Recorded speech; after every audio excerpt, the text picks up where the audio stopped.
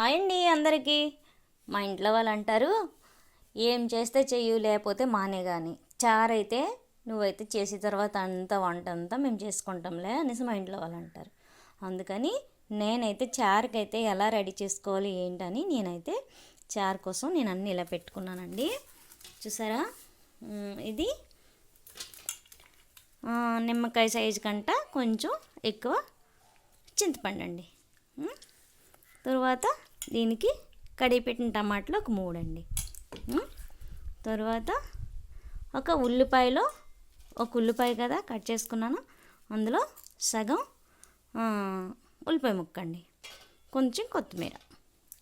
తర్వాత దీంట్లోకి ఒక 4-5 పచ్చిమిరపకాయలు, కొంచెం తెల్లుల్లిగుడ్లు, కొంచెం కరివేపాకు, ఇందులో చిన్న అల్లం ముక్క వేసుకొని ఇప్పుడు నేను దీన్ని గుండగా దంచడం అయితే అవుద్ది. గుండగా దంచేసి దీన్ని ఇప్పుడు నేననమాట చారు అయితే తయారు చేస్తాను. చూడండి ఎలా చేయాలి ఏంటి అని కొంచెం కాసేపు ఓపిక పట్టేసి మీరైతే వీడియో అయితే చూడండి. చారు అయితే ఇలాగా టమాటా చింతపండుతో ఎలా చారు చేయాలి ఏంటి అని. ఇవైతే నేను పోపేనండి, ఎలా వేస్తాను ఏంటో చారు ఎలా రెడీ చేస్తానో కొంచెం ఓపికతో చూడండి.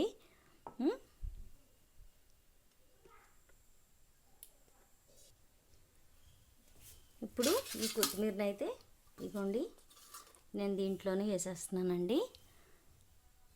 చింతపండు, కొత్తిమీర, తర్వాత ఇగోండి టమాటాలు కలుపుకొని మనమైతే ఇప్పుడు దీన్ని ఇలాగా మెత్తగా పిసికేయాలండి. ఇలా పిసికిస్తే చాలు. ఇంకా పిసికేసి ఈ నీటిని వడగట్టుకొని మనము మరగబెట్టుకోవాలండి. మనకి ఎంత కావాలి అంటే ఈ చింతపండుకి ఈ టమాటాలకి ఎంత వాటర్ కావాలి అని మనం అలా చేసుకోవాలండి. ఇగోండి కొత్తిమీర కూడా ఇందులోనే వేసి కలిపేస్తున్నాను. చూసారా, ఈ కొత్తిమీర ఇందులోనే, టమాటా పళ్ళు ఇందులోనే, చింతపండు ఇందులోనే వేసి ఇలాగా మెత్తగా ఇలాగా పిసికేయాలండి. ఇలా చేసుకొని మనకి ఎంత చారు కావాలి, ఈ టమాటా పండుకి ఈ చింతపండుకి ఎంత వాటర్ అయితే పడుతుంది అంత సరిపోద్ది మనకి. దానికి తగ్గట్టుగా మనం పిసికేసి ఒక తపల్లో వేసుకోవాలండి, లేదంటే ఒక కడాయిలో వేసుకోవాలండి. ఇగోండి నేను ఇలా కలిపేసాను కదా, దీన్ని ఓ దాంట్లో వేసుకుంటానండి.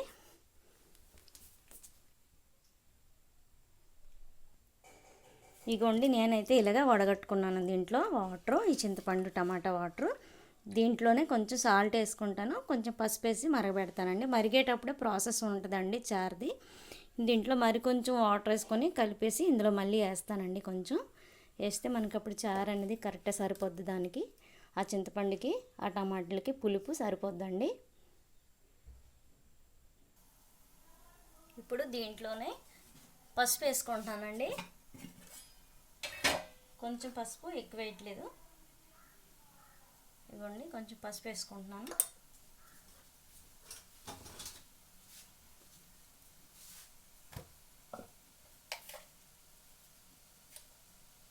దీనికి సరిపడగా కొంచెం సాల్ట్ వేసుకుంటున్నానండి.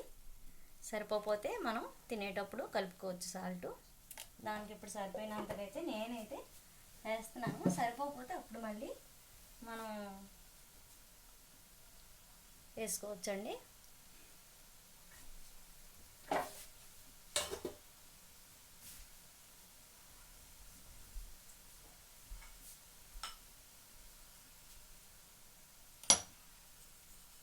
ఇప్పుడు మనం తెల్లుల్లిపాయ, అల్లము,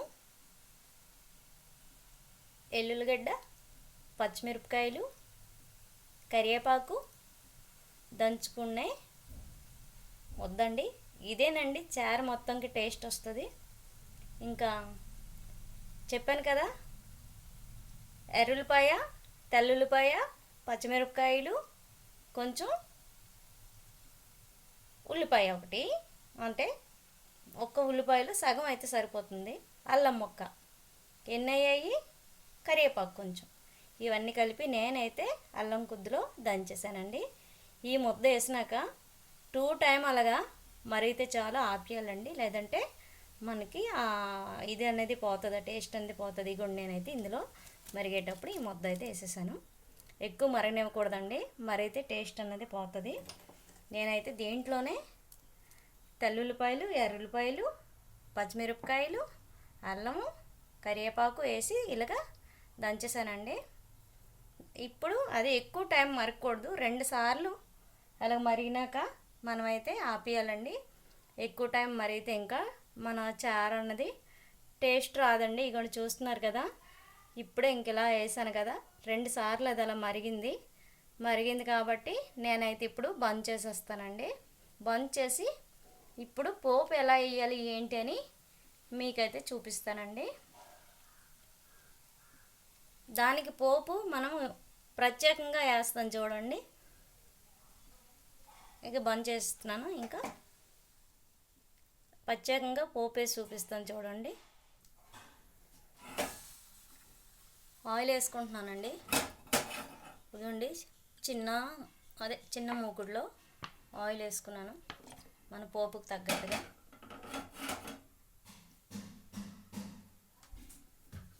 ఇప్పుడు ఆయిల్ వేడెక్కేటప్పుడు ఆవాలు వేసుకుంటున్నానండి. కొంచెం ఎక్కువ ఆవాలు పడతాయి, ఆవాలు వేసుకుంటున్నాను. కొంచెం జీలకర్ర కొంచెం ఎక్కువ పడద్దండి, ఇదిగోండి జీలకర్ర వేస్తున్నాను. ఇదిగోండి ఒక 3 ఎండుమిరపకాయలు వేసుకున్నాను. దీంట్లోనే ఇంగువ అండి వేసేస్తున్నాను.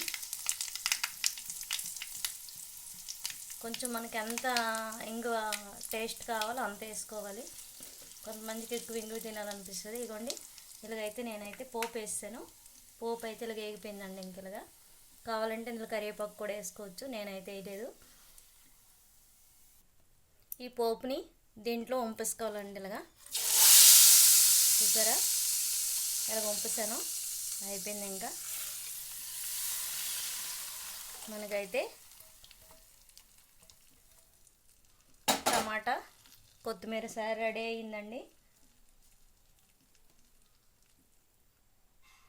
ఇంక పోపు వేసినాక ఇంకా మరగకూడదు అని నేనైతే మరగబెట్టలేదండి, పోపు వేసాను. ఇంకా చారు అయితే మనకి రెడీ అయిందండి.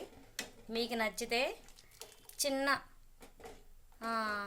చింతపిక్క ఉంటుంది కదా, అంతా బెల్లం ముక్క అయితే వేసుకోవచ్చండి. మాకైతే నచ్చదు కాబట్టి నేను ఆ బెల్లం ముక్క వేయలేదు. మా ఇంట్లో అయితే ఇంకేమి చేయొద్దు, నువ్వు చారు మాత్రం ఒకటి చేసి తర్వాత అంతా మేము వంట చేసుకుంటామని చెప్తారు ఇప్పుడు కూడా. అందుకే నేనైతే ఇలా చారు అయితే ఇలా రెడీ చేశానండి. ఎవరైనా ఇష్టపడి తింటారండి ఈ చారుని. మీకు కూడా నచ్చితే షేర్ చేయండి, లైక్ చేయండి, అలాగే ఒక సబ్స్క్రైబ్ కూడా చేయండి.